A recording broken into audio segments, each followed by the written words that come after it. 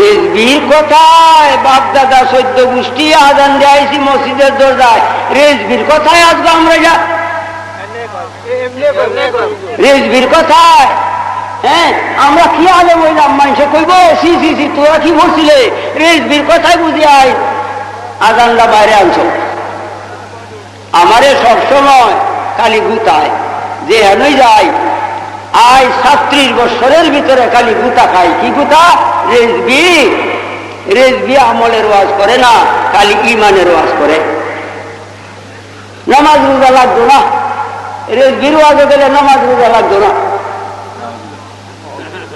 ইমানের ওয়াজ করে, আমলের ওয়াজ করে না। 3-4 দিন মাত্র আমলের ওয়াজ শুরু করিয়া দিছি।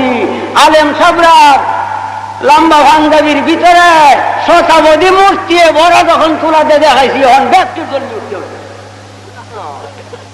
বই সাজাইতেছি, তোমাদের ভিতরে দেখি মূর্তি রাখছ। ও সিরেই ছেলেন্দ্র বই আসতেছে সামনে, শরীয়তের মধ্যে, শরীয়তের ঈমান ও আমলের মধ্যে কত বড় হারাম, কত বড় জঘন্য কুহুরি তোমরা ঢুকাই রাখছ। ও সিরে আসতেছে সামনে, মারতে পারবা না।